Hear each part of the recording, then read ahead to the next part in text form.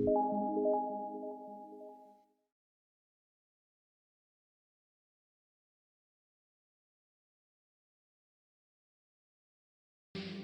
ترمذي شریف روایت دی چې د الله رسول صلی الله علیه وسلم فرمایي: التاجر الصدوق الامین مع النبیین والصدیقین والشهداء، یعنی صادق او امانتکاره تاجر به د قیامت په ورځ د انبیاو، صدیقینو او شهداو سره حشر کیږي او جنت ته به داخلي. په دې مبارک حدیث کې د الله رسول صلی الله علیه وسلم د تاجر تقدس او عظمت بیانوي او په دې الفاظو بیانوي چې د قیامت په ورځ به دی د انبیاو سره، د صدیقینو سره او د شهداو سره حشر کیږي. دا په دې خاطر چې د اسبابو په دې دنیا کې د اسبابو په حد کې تاجر د الله مخلوق ته په رزق رسولو کې ډیره لویه ونډه اخلي او د بزګرو او د کسبکارو په څنګ کې دریم کس دی چې خلک د فقر نه ساتي. نو زما تاجر وروره، ته د خدای په نزد خپل دې عظمت او تقدس ته وګوره چې الله تا ته څه مقام او مرتبه در بخلې ده. تا ته پکار دا وه چې د خدای په دې مظلوم او بېوزله او د دې وطن د کړېدلي او زقېدلي ملت سره دې خواخوږي او همدردي کړې وای، او نن په دې مشکل وخت کې او په دې مشکلو ساعتونو کې په دې مبارکه میاشت کې دې کم از کم د خوراکي توکو قیمتونه کم کړي وای او صدقې او خیراتونه دې ورکړي وای او خپل رب دې راضي کړی وای. که چېرته تا دا کار کړی وای نو الله رب العزت هم غیرتي ذات دی، الله ته ځان ته نه پرېښودلی، دا د الله وعده ده. الله رب العزت فرمایي: مثل الذين ينفقون أموالهم في سبيل الله كمثل حبة أنبتت 7 سنابل في كل سنبلة 100 حبة والله يضاعف لمن يشاء والله واسع عليم.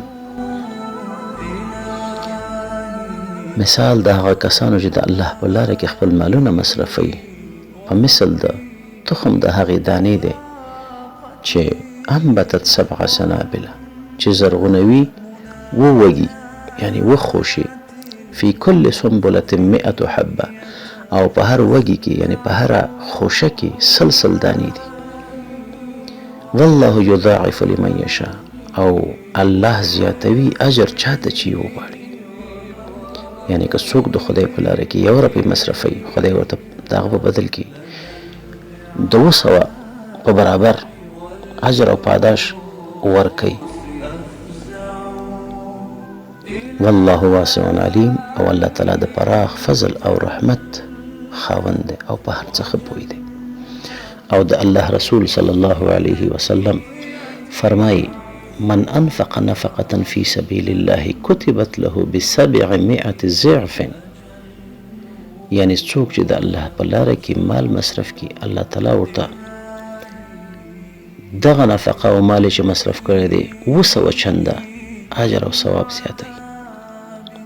او د صحیح ابن خزیمه په بل روایت کې داسې راځي چې د الله رسول صلی الله علیه وسلم د صدقې فضیلت داسې بیانوي چې ظل المؤمن یوم القیامة صدقته، یعنی د قیامت په ورځ د مؤمن سړي په سر باندې به صدقه سیوری وي.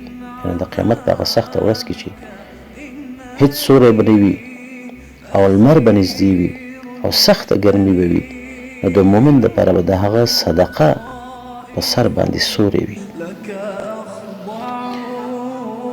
خو تا داسې ونه کړه، تا د مظلوم د اولاد هغه نړۍ چې د سهار نه تر ماښامه پورې ورپسې سرګردانه ګرځېده، هغه کونډې او رنډې او یتیمان چې نن د دې مړۍ ډوډۍ دپاره په ګناه مجبوره شوي دي، تا د هغوی مړۍ پټه او غلا کړه په دې خاطر چې ته ګټه وکړې. ته څه فکر کوې چې د مظلوم آه به تا پسې نه وي؟ آیا ته شپه او ورځ نه ګورې چې په ناز او نعمتونو کې اوسېږي، خو چې د مظلوم آه ووهه بیا یې خدای ورته زړه ودروي او په ساعتونو کې د لحد تورو خاورو ته ورسوي. آیا ته نه ګورې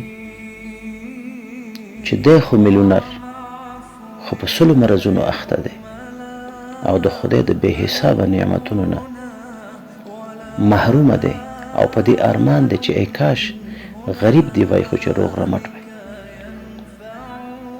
به طرز از آه مظلومان که هنگام دعا کردن اجابت از در حق بهر استقبال می آید. د الله رسول صلی الله علیه وسلم فرمای لا يرحم الله من لا يرحم الناس. الله به هغه چا رحم نه کوي څوک چې د خدای په مخلوق رحم نه کوي.